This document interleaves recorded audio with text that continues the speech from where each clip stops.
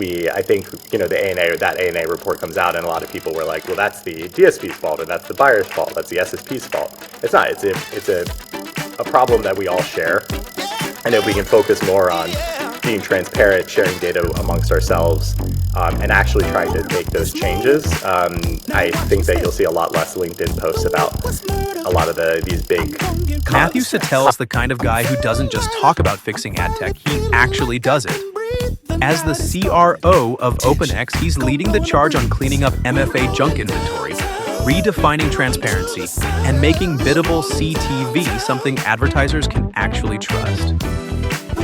On this week's ADOTAT Show, Matthew joins us to talk about the big issues, 2025 trends SPO done right, and why OpenX's Curation 2.0 is more than just another buzzword. Troutman, the czar of the TCPA, isn't just the guy you call when your phone rings too much. He's the guy you must call. Need to navigate the legal minefield of robocalls, texts, and telemarketing nightmares? Troutman doesn't just give you advice. He hands you a roadmap, a compass, and a do not press this button sign. Practical? Yes. Actionable? Absolutely. And if you're not calling him first, let's be honest, you're probably making a mistake.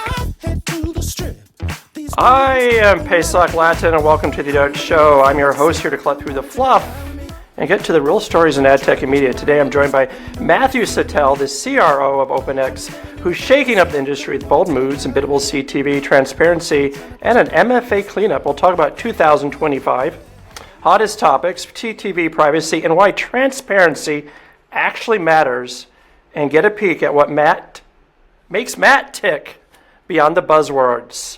First of all, Matt, let's kick off things with your career path, and how are you? No press releases. Yeah.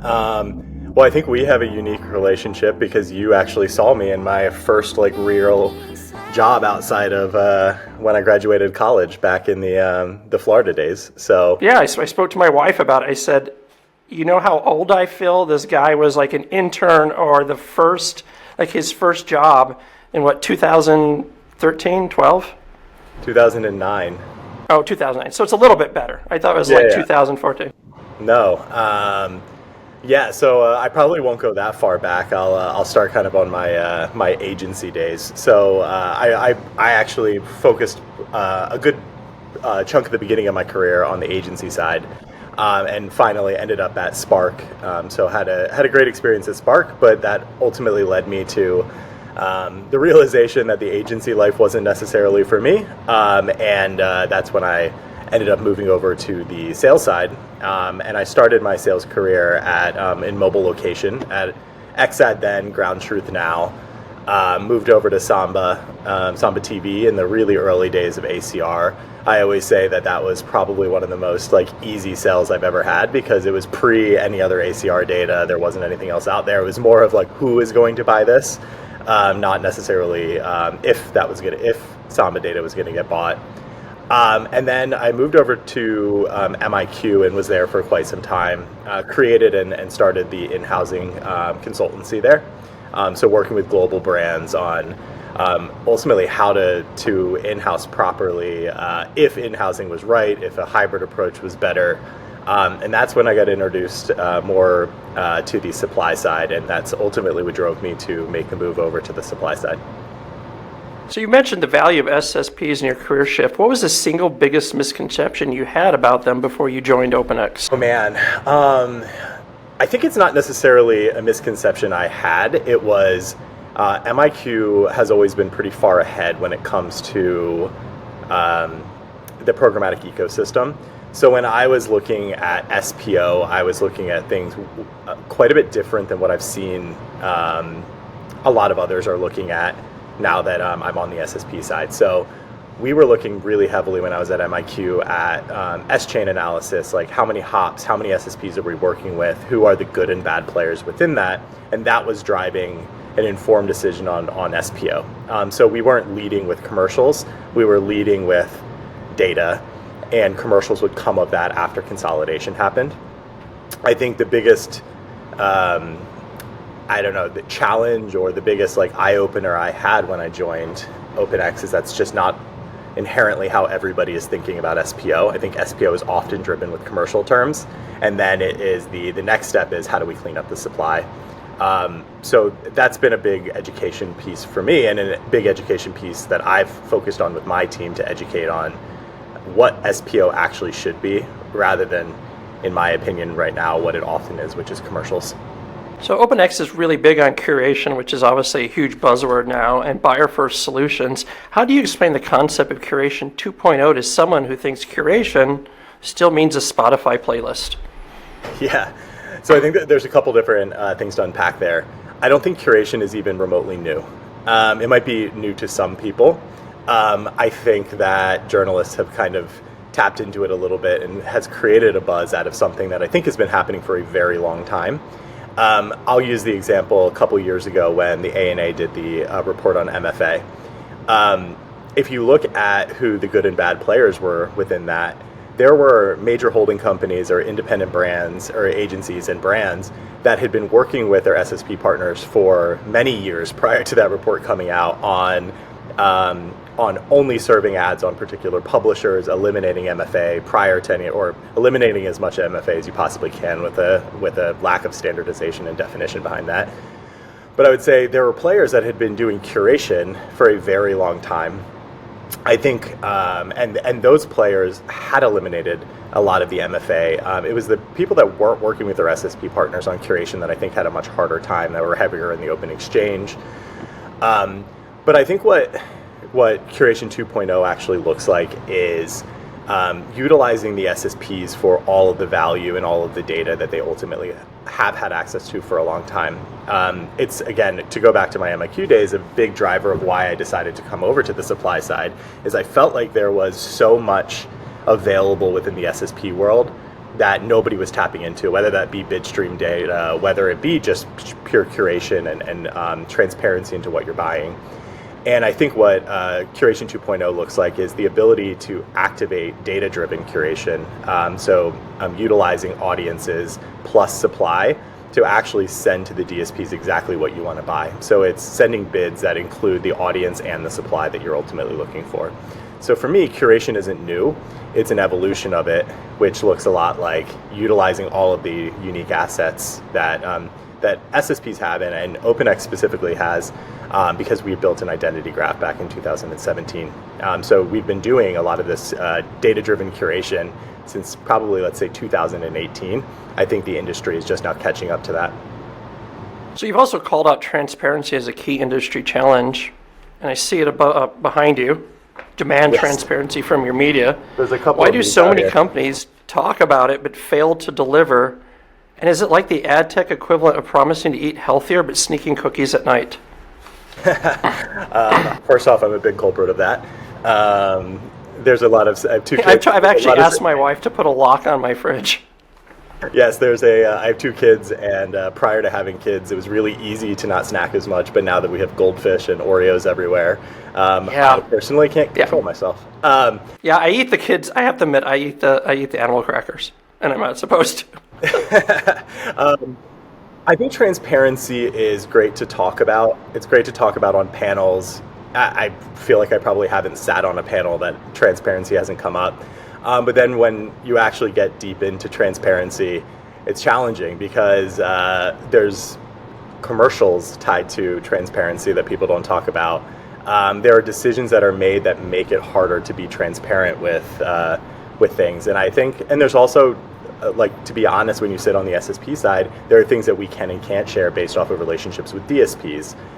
So I think transparency is a lot harder, especially when you start looking at privacy. We've had a great luck with bringing and promoting somebody to our a global role, but it's Chief Privacy Counsel.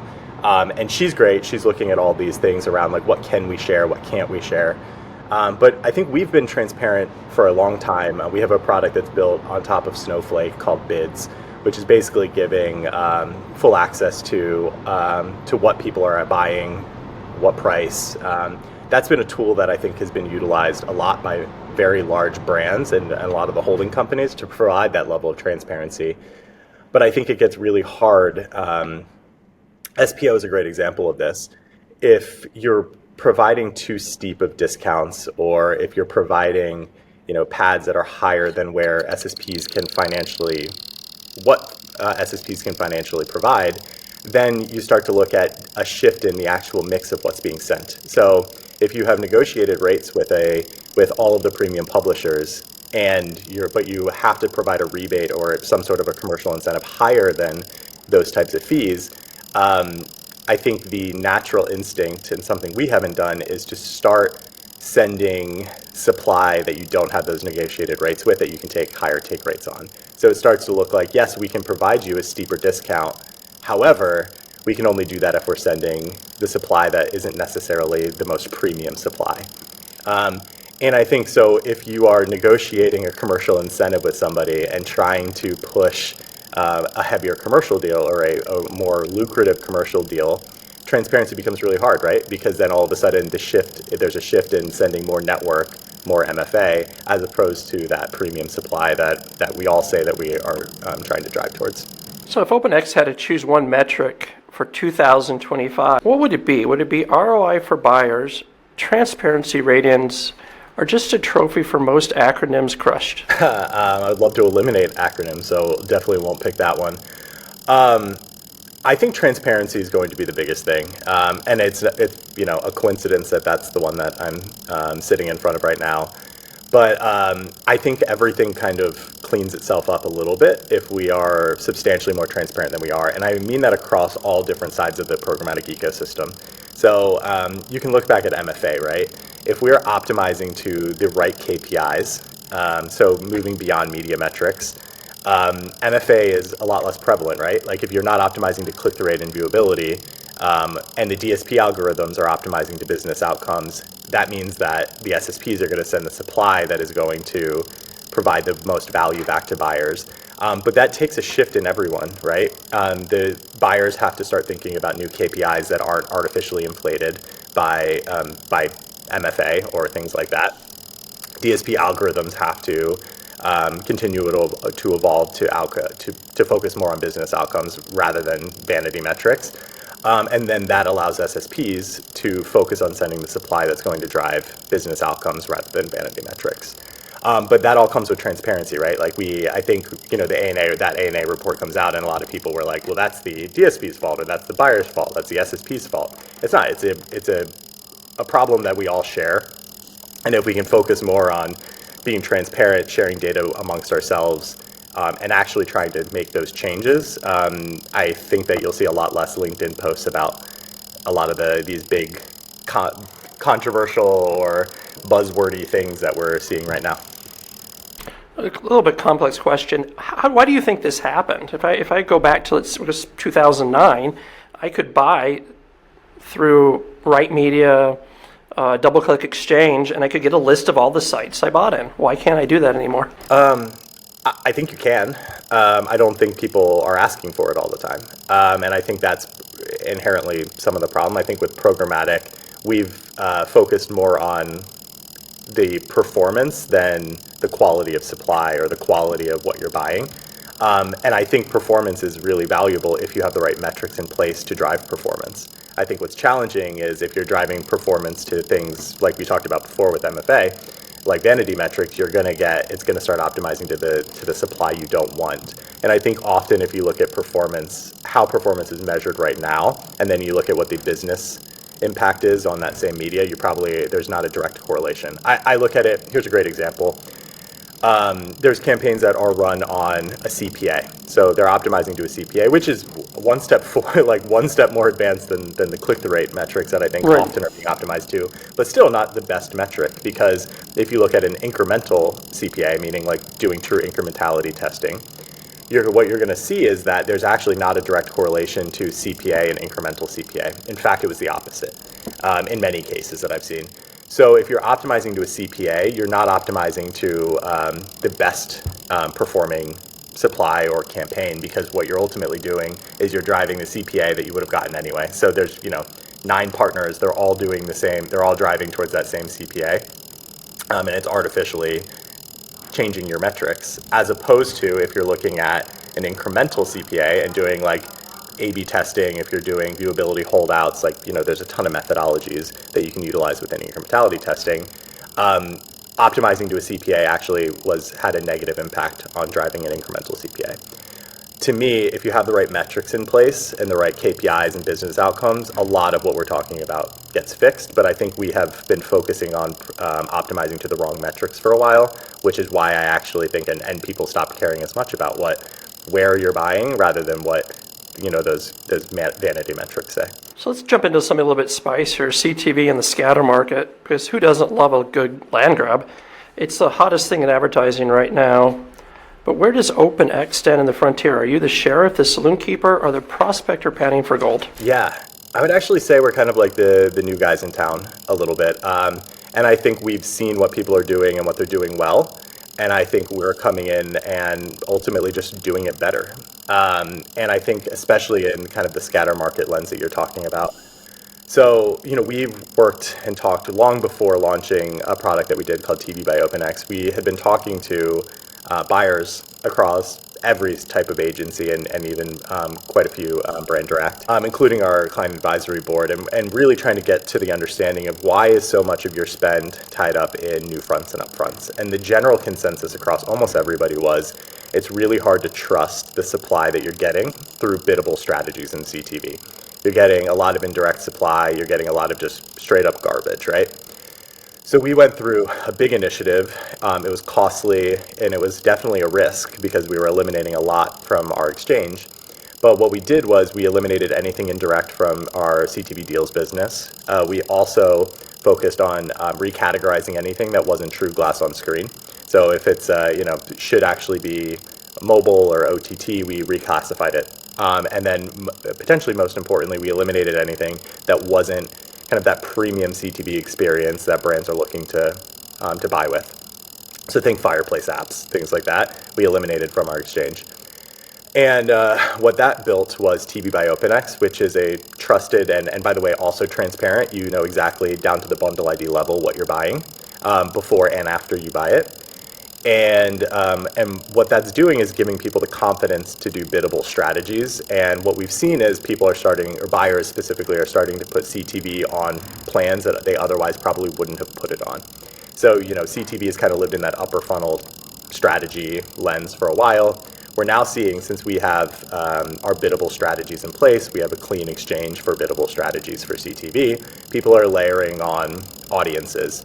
They're doing more of those like larger format deals as well, where they can actually scale out unique formats in CTV because you're buying across multiple publishers. And what we've seen from that is it's benefiting the publishers quite a bit because these strategies are incremental. So they're not pulling these budgets from their new front or upfront buys. They're actually adding new CTV line items for campaigns that otherwise wouldn't have seen it. So our CTV publishers have been incredibly happy with these new strategies because they're ultimately driving more revenue to them. It's also getting the revenue to the right people, and I think that's the right publishers because again, if you're looking at just kind of those vanity metrics, you're going to start seeing a lot of spend going to CTV publishers that maybe aren't as high a quality as the Paramounts. And so I think that has been a huge shift for us. We're doing things quite a bit different than the other SSPs and our direct competitors, but it's really paying off. And I think we're seeing that both from doubling our spend year over year in CTV, the happiness that we're seeing from our publishers. And honestly, I think agencies have been really interested in leaning into the fact that we're doing things differently, but we're doing it in a trusted and transparent way, which I think is why we've seen such strong success with TV by OpenX launching about a year and a half ago. So let's talk a little bit about SPO and CTV. Is the industry actually optimizing, or is this a polite way of cutting out middlemen? Both, I would say. I think that there is a lot of work that's been done around focusing on direct supply. I think we talked a little bit about this earlier. I think the real root of the problem in SPO is that it often starts with commercials, and it starts commercials with the largest SSPs. And again, OpenX is part of that, right? We're one of the large Omni SSPs, so I'm not like saying everybody else is the problem. It starts with that, right? People are coming to the large Omni SSPs, and they're saying, how do we get, a strong pad for our clients, get more working media dollars in? as opposed to the other way around, which is looking at how your SSPs are performing and leaning into the SSPs that are doing the best for whatever metric you care about. So that is often directness. It's often the premium nature of your supply, how much of it is going to direct versus indirect, and honestly, just coverage, right? Global coverage is really important as well. People are as SPO evolves, it often has been thought of as regional historically. What I've noticed is that over the last year, what has been regional, like RFIs for SPO, are looking a lot more like global. So I think there's going to be a renewed importance on optimizing to the SSPs that actually have the most global supply and have the most presence in those markets as well. So you'll see OpenX has a huge emphasis in 2025 around global expansion. We've always had great supply and strong demand globally, but you're going to start seeing us putting bodies and people supporting regions like Latin America. An increased presence in all of EMEA, specifically UK too. So at the end of 2025, what headline do you want to see about CTV? And you can't say the headline is the year of CTV. I feel like the year of CTV has been every year for the last 5 years, so I definitely wouldn't say that. I think CTV is evolving to be more than just upper funnel, and I think that to me is important. I think I've seen a lot lately around how much like SMBs and like more of the brands that haven't spent in CTV are starting to get into CTV and do it in really smart ways. There's companies that have popped up that are doing really cool things in CTV as well. And so it's, how do we move CTV beyond just what it is now, which is heavily new front, upfront buys, big deals. Those will and should always exist. But I think there's complementary strategies that can actually drive a lot of value, and you're still getting that premium supply. I think it's the importance of being able to consolidate that supply, trusted, and start to look at things like audience activation, unique formats. So CTV. data is the lifeblood of modern advertising, but it's also become the boogeyman of pretty much every privacy debate. OpenX has been ahead of the curve with privacy-focused identity solutions, but what has been the biggest learning curve in balancing data utility with compliance? Yeah, I would say some of the biggest things for us, one, Julie, I mentioned her before, is an absolute genius. I think what we've been really heavily focused on is how do we look at things globally, but also looking at things more regionally. You look at things like what's happening in Maryland and Australia with child content, and there's a very specific strategy that has to be implemented for things like that. And I think what we've really looked at is how do we create a privacy-first approach to data activation, and that starts with our identity graph. So the fact that we own and operate our own identity graph is very helpful.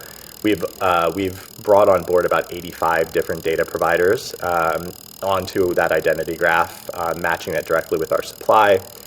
So we've been doing this since 2017, which I think has turned what I think other people are thinking of as a bit of a challenge. For us is a differentiator and an opportunity because we've been doing this for a long time.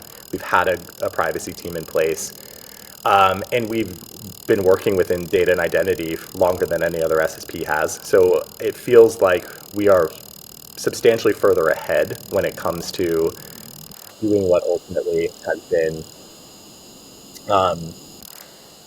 it hasn't been an overnight success, right?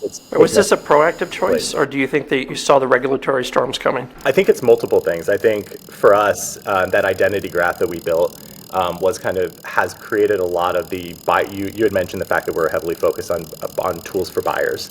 I think if you look at most of the tools that we've built, there has been a tie back to that identity graph that we have both in CTV and across all the other media channels. And that I think is actually what has driven a lot of our product and our innovation roadmap is us having that identity graph and being the first and only SSP to own and operate an identity graph. There's probably not a single product or initiative that we've launched since building that hasn't been directly tied to the success of that identity graph. Whether it be our open audience platform, which is the platform many data providers and now buyers are starting to utilize to curate supply and include data, or data-driven curation as well, to TV by OpenX, which there's a huge driver. If you have clean supply within CTV, then people can trust activating audiences against that. Again, that directly ties back to our identity graph. as well as working directly with the data arms of many of the major holding companies and other agencies to activate their own first-party data at scale. I think everything that we've really heavily focused on has been around data and identity, so it's not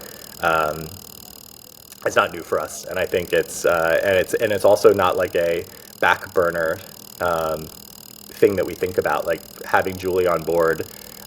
She's on our exec team. She's in every single meeting that we talk about. Any new product, any new capability, privacy is in the center of all of that for us. I've had some people tell me that privacy compliance is just a cost center for companies. How do you convince them it's actually a competitive advantage? Yeah, I think for us, it's a competitive advantage because data is some of the most valuable assets that most companies have, right? If you look at us, our bid stream data is incredibly valuable. The things that we can do with our bid stream data in a privacy-first way is incredibly valuable. There's a lot of companies out there that would kill to have access to bid stream data. I would also say if you look at any sort of, here's a great example. CTV publishers have been hesitant in the past to look at content signals. So sharing things like genre, show level, things like that, because it's their data and they want to they don't want to give up the rights to that kind of data. And it's not always about privacy, but in many situations it is. So we've been working with those same publishers to say, if we built out a product that allowed you to control how downstream that data gets, so let's just keep it at genre targeting, right? We don't want, they don't want it to go beyond their SSP partner. So, we can create deals with, rom-com or romantic comedies in there, but we don't want that to go any further downstream to the DSP or to the buyer. Sometimes some publishers are very happy with it going down all the way down to the buyer and sharing that. But I think what we've been working on is creating tools that allow brands and agencies as well as publishers to control how much or where their data goes and how downstream that goes. And I think content signaling, which is a huge initiative for us at OpenX, is a great example of tools and products being built to allow publishers, in this case, to figure out exactly where they want their data to go and, again, how downstream they want it to go. So if all third-party data vanished tomorrow, what's one thing that OpenX would do better than everyone else? Yeah, so there's a couple things. We've had a big focus on contextual as well, and so I think contextual advertising is really strong. I think I would also say that our identity graph allows people to onboard their first-party data very efficiently and effectively. So I think that identity graph existing allows us to scale out first-party data. Sorry, and you said if third-party data was to go away, right? Yeah, if it disappeared completely. Yeah.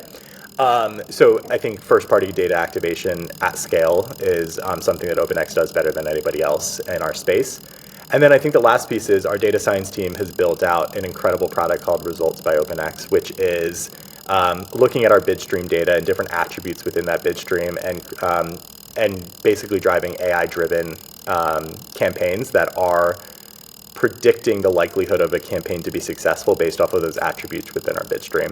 We've seen incredible success there. Again, that's not reliant at all on first-party data. It's also very privacy safe. So I think that's another one that I would say we're really far ahead on is utilizing our data science team AI to actually create custom audiences based off of our bid stream data and different attributes within it. So by the end of 2025, do you see privacy as a growth driver, a compliance headache, or both? And what would make you say, we nailed it? Cool. Yeah, so I would say with privacy, I think the way that we would most nail it is by having conversations and education around the market. I think that's where it all starts for us is people, there's a big gap in, I think, people's understanding of what privacy actually means and why it is as important as it is. So I want to move a little bit and talk about made for advertising inventory. It's like the junk food of ad tech, cheap, addictive, and ultimately pretty bad for you.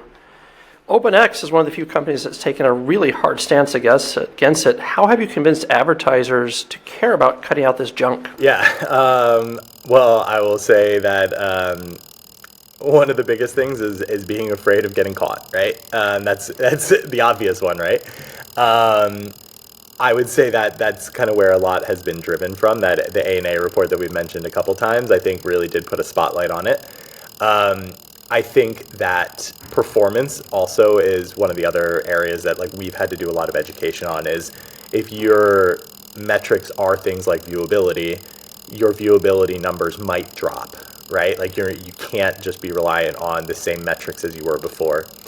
And so for us, we've really leaned into the fact that your business outcomes do not get hurt by removing MFA. The only thing that gets hurt are vanity metrics. That's not an easy conversation to have with agencies, and it's also just not transparently with brands. So I would say for us, it's continuous education. I don't think anyone has completely said, all right, yeah, we're totally fine moving away from MFA forever. You know, there's clearly like the amount of MFA on the average campaign is down substantially, but it's not at zero, right? There are different creative units that scale out on MFA units only. And so I think it's more about educating on the value of why you want publishers, like the big publishers, to succeed. That tends to be what lands best with brands, is like the more money we get to these premium publishers, the better it's going to be for the entire ecosystem. And performance might suffer in the short term. And by the way, I don't actually mean real performance. I mean, again, media metrics might suffer. But listen, we've dealt with this many times in the past. Like I remember back when in my agency days when viewability started becoming more prevalent and people were demanding 100% viewability or 80% viewability in certain agencies' cases, and people were like, that's fine, but you have to expect to pay substantially more because there's only so much of that viewable demand out there. And that was like a year. It's hard to believe that we pay money for ads that no one sees, though. Like that should be by default. Agreed, but I think that's a benchmark, right? Like you weren't really, like you were potentially serving there. That was the cost of doing business. But if you are eliminating those, that CPM, whatever dollar display CPM that existed back then only existed because you were on non-viewable. If you remove all of that, then your CPM looks whatever, $3, but you're still paying kind of the same fee for it. It's just like eliminating the non-viewable impressions and paying more for viewable. So I think it's more of like supply and demand, right? There's only so much viewable impressions out there on the quality supply you want. You have to be willing to pay more for that. And I think we saw that happen with viewability, right? Like when people, like I remember when I was a buyer at Spark, when we asked for high viewability campaigns, we expected to pay a higher CPM for that. And I think that education piece of like, this isn't the first time we've had to do something like this, right? It's not the first time we've had to say something is not great for the industry. Back then it was unviewable impressions. Now it's MFA. You have to expect if you are demanding something more premium that you're going to pay a more premium price. But I think that's good for the ecosystem, and I think you're likely getting better business outcomes by doing it. How does removing MFA from your ecosystem look like? Is it filtering, blacklisting, or something more surgical? It's in many situations a combination. So so if you are a data provider or an agency utilizing our curation platform, it's as simple as checking a box. So within our platform, there is a box that our internal teams or external teams that utilize the platform can check, and that eliminates. And again, I want to like caveat the fact that saying eliminating MFA is not like a real thing, right? It pops up all the time. There's not a general, I mean, So this isn't a permanent diet? There's still a little junk food on the side? Yeah, I mean, I don't think that there's necessarily like yes, there's still some nighttime snacking for sure. But I think for many reasons, MFA sites pop up all the time. Always finding them is not easy. We use Jounce's list, but we do things a little bit different because many agencies have kind of created their own lists of here's what we consider MFA that maybe don't exactly match up with Jounce's list. So there's customization within our platform as well, where we can do Jounce's list, we can do yours, a combination of thereof. But I would also say with MFA, I still don't fully believe that there's like a true agreed upon definition of what MFA is. So again, that's why I say, like, we can never say that we have eliminated MFA. I think we've done an incredible amount of work to make sure that we're getting dollars to premium publishers that people want to buy. And the definition of that to me is eliminating MFA. But in some people's mind, we might have more MFA based off of their own definition. And so how many ad networks would go out of business if people followed OpenX and limited MFA from their networks? I would say that maybe not go out of business. I think things would get cleaned up pretty quickly. Because I think, I would say cleaned up pretty quickly. But for me, the big thing that we like to focus on is that if we're all communicating and we're having like the real conversations and not finger pointing, this gets cleaned up a lot faster. And if we are utilizing people like Jounce as a common thread and we all can kind of agree on those things or the definitions, it becomes a lot easier. But again, it's not as simple as that. Like we took up, like this is fully transparent. When we eliminated MFA, there were many campaigns where our spend went down because we were no longer as strong in click-through rate. And then that's what the DSP algorithm was optimizing to, right? So we did it because we think it's right for our publishers. We think it's right for the ecosystem.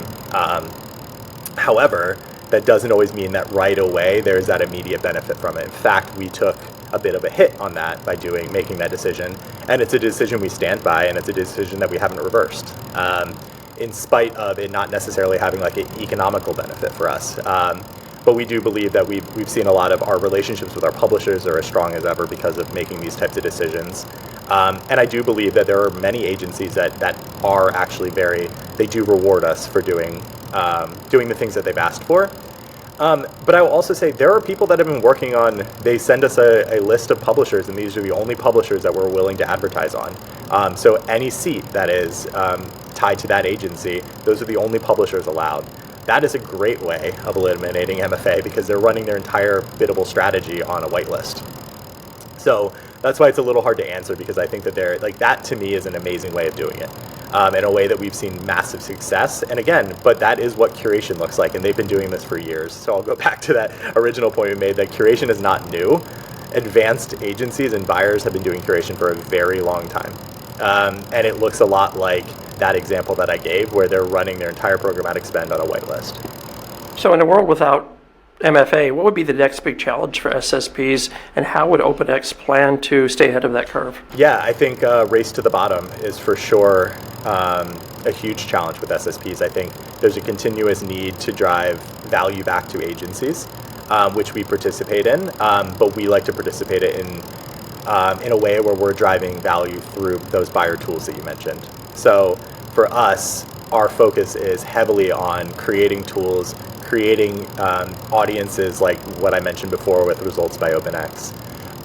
That's actually driving value, so it doesn't look as much like a commercial agreement as opposed to a strategic partnership that has commercials tied to it. Okay, so now that we tackled ad tech junk food, let's talk about what you'd actually eat on a desert island. There's no programmatic deals allowed, just survival and strategy.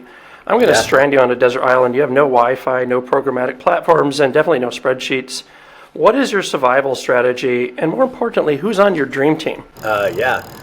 So I think we both lived in Florida for a little bit. No, I didn't. So I just visited a lot. Visited a lot. So you were used to it. So I grew up in Sarasota, Florida. So I actually think my greatest survival skill would likely be on a deserted island, would be my ability to probably years of experience scuba diving and fishing and being on the water. So I think I could probably make some sort of makeshift spear and start doing some spear fishing like I used to do back in the day. So I think I could survive, assuming that there was some fish or something, or crabs for me to get. I think my survival skill would be the hunting side of it. Who would I bring? Well, definitely, since you didn't grow up in Florida, definitely not you anymore. That would have been on my list, but I think a lot of my Floridians. I think we grew up doing a lot of the things that are massively beneficial if you're on a deserted island. Fishing, hunting, gathering, all those types of things. There's not a lot to do where I grew up, so I would probably pick some. And you want to bring industry leaders like Mark Reed and Arthur Sadoun.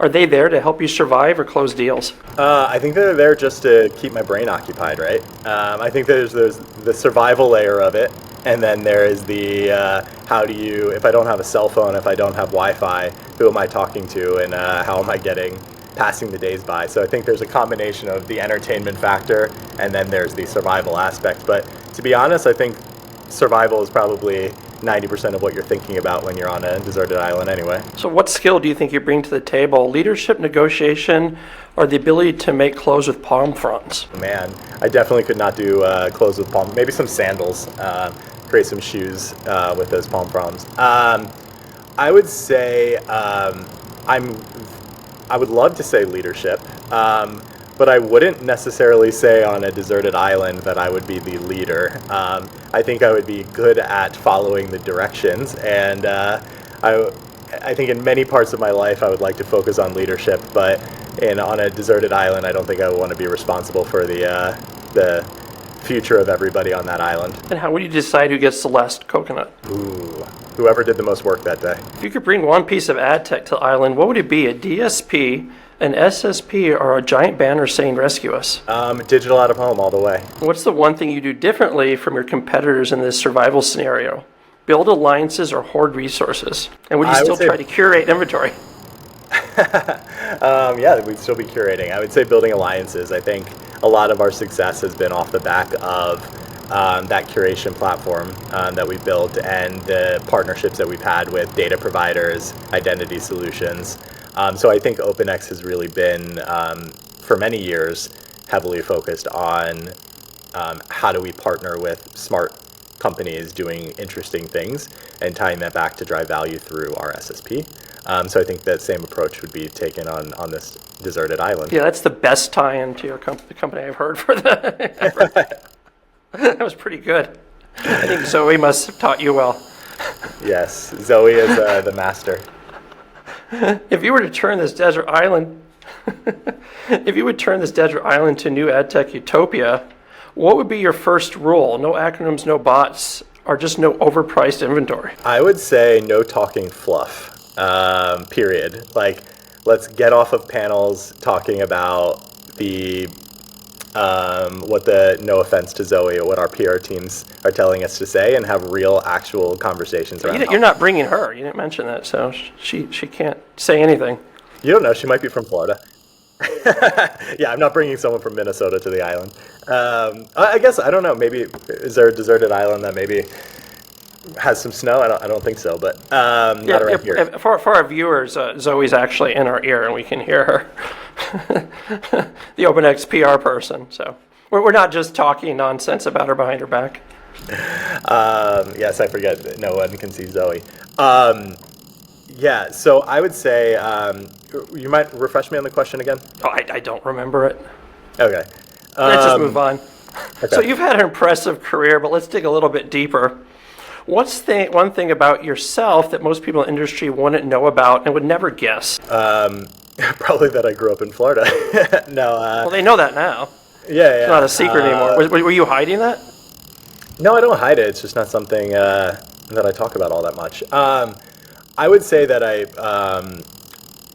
in terms of like what I'm doing outside of work, it's so heavily family. I have 2 kids, and I think people probably often expect, because I'm traveling and on the road like as much as I am and at so many conferences, that I think a very large chunk of my life is spent with my family, and that's like one of the biggest priorities that I have. I think I will always say, and I think my team would say the same thing, is that I work in order to spend time with my family. I don't. That's my goal, is always to spend as much time with my family. And I think there's probably a misconception around a lot of sales leaders specifically that if we're on the road a lot, we're not spending time with family. And I think I am the first to turn down a conference or turn down, an offsite that people are going to if it means that I'm not getting the amount of time with my family that they deserve and that I deserve. So, and it's something that I bring into my leadership style as well, is families first, and if there is something that you need to miss because of a family obligation, that I would be upset if you did not miss that event. So you've also mentioned time manipulation as your dream superpower. If you could go back to one moment in your career, what would you change? And don't say you wouldn't change a thing. This is a safe space. Yeah. What would I change? I would say there's a couple times where I feel like I might have left an organization, and I'm not going to say which organization, but before I should have. I think we all, historically in my career, I've done this, and I believe most people have, is you see a shiny object or you get that offer with a little bit more money, or a slightly better title, and you run for it. And it's something that I talk to anyone that I've had any sort of mentor-mentee relationship with, is that the grass is very rarely greener. And longevity and learning and experiencing new things at a single company can go far. And I think we all in our industry have that 1-2 year timeline where, you know, you hit a year, especially in sales, you have a bad quarter, you decide to jump ship for something else. And I think that there's a handful of times that I've recognized that I've jumped ship for a better title or more money when I wish I would have stuck it out. And it's something, again, that I like to talk to people about pretty often, is that, like, you know, have that conversation. You know, if you're starting to get the itch to leave, have a conversation. You know, we at OpenX are very big on, like, hey, I'm not a huge fan of selling anymore. We've had examples where that's happened, where we've put them in different type of functions and they've been really happy. I can think of 3 or 4 people just on my team alone that we've transitioned into new roles. I can think of multiple examples of people that we've moved to different countries to do a different job to support their ambition. But the only reason that those people got those opportunities is because they came forward and said, hey, I'm having some struggles. I don't love this. What can we do? If you don't have that conversation and you just jump ship, I think you're putting yourself at a big disadvantage. And So I've seen who's your that happen big- too. I've had people yo-yo back because they've gone to a new opportunity thinking the grass is greener, and they come back. Right. So who's been your biggest mentor or Yoda, and what was the single best piece of advice they gave you? Yeah. I don't know if she would realize this, but her name is Shelby Seville. I just got to spend some amazing time with her out at CES, and also huge shout out. She just got promoted to CEO of Starcom. So huge shout to Shelby. But again, I don't think she would realize this, but she had always led the team with empathy, and she always taught us to treat your partners very well. And I think that that's always been like a driving force for me, and something I talk a lot about, is you just never know who is going to, who you're going to, you know, 3 years down the line end up working with or working for or working adjacent to. This industry is small, and I think one of the things she taught me is that your reputation is important, and how you, specific to how you treat others. And it's, you know, some of what she taught me early in my agency career is something that I've kind of lived by. And yeah, Shelby, I don't know anyone that doesn't love Shelby that's met her, and people who often will go work for agencies that potentially weren't even going to go back to the agency side. I've been tempted many times to go work for Shelby because of her leadership capabilities, and just how empathetic and kind she is I think she's obviously incredibly smart as well, but I think a lot of her success is directly tied to just how strong of a leader she is. Have you paid it forward by mentoring anyone else? I say that again? Sorry, have you paid it forward by mentoring anyone else? Yeah, I think I have. I think I have often even spent time with people who are not in the industry and helping them get into the industry. There is actually, it's funny, this guy Ryan started on Monday, not here, but at another company. And in some situations, kind of a bit of a competitor, but I'll shout out a friend of mine, Will Harrington, over at Criteo, who hired a guy who had been in the fitness industry for a long time and was looking to change his career path, and he wanted to go more to ad tech. You know, so I worked with Ryan on what are the right classes to take, like, let's get you certified with Trade Desk, and really like helped educate him on what would set him apart when he's interviewing for these roles. And he was able to get a role with Criteo, and again, he started Monday, and Will was able to take a chance on somebody that he saw was a, you know, former collegiate athlete, and saw the values that he probably had based off of how hard he's worked in life.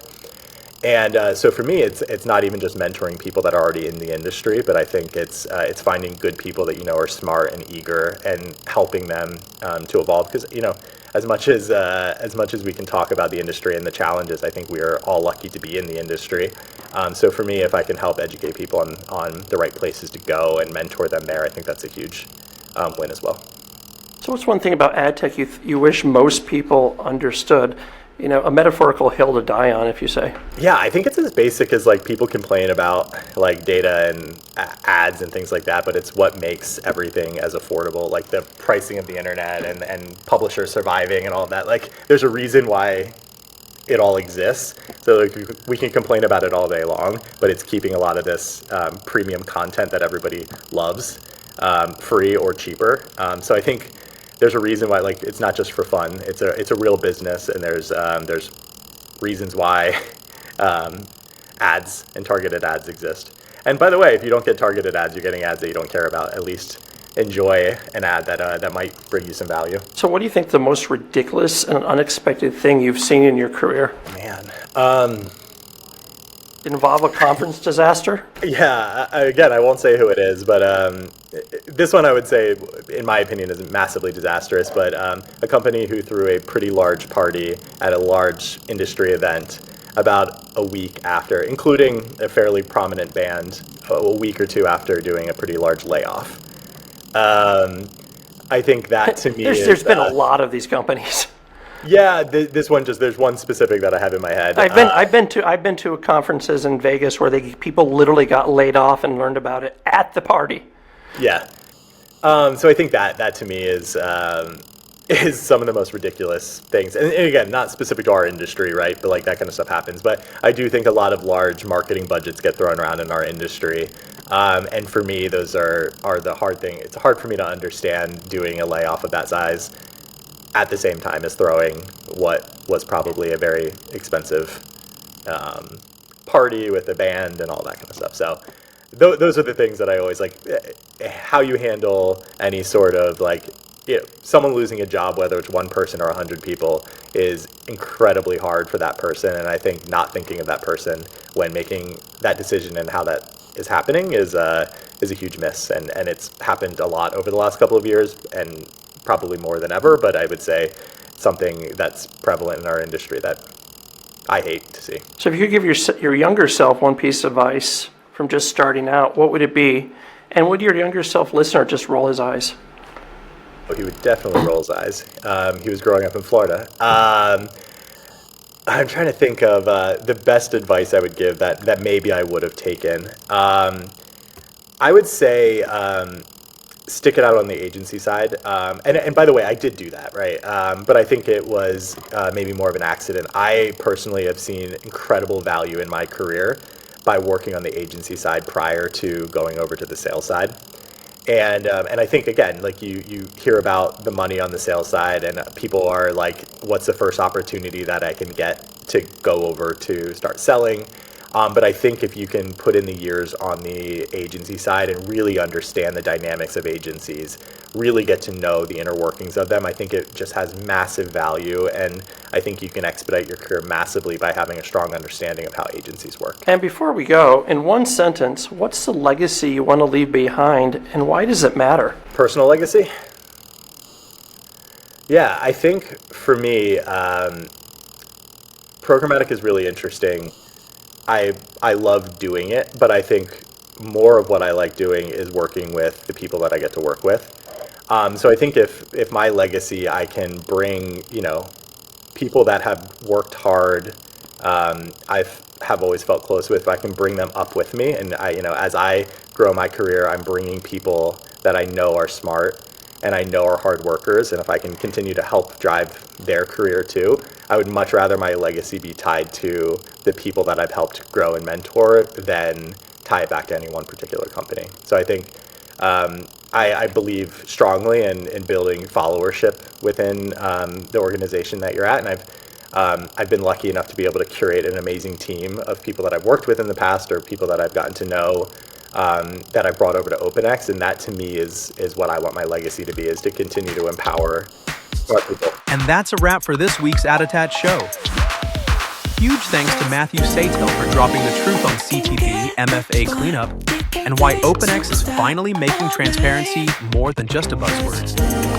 Matthew gave us the lowdown on Curation 2.0 premium supply, and how OpenX's TV by OpenX is turning CTV into a biddable, transparent goldmine.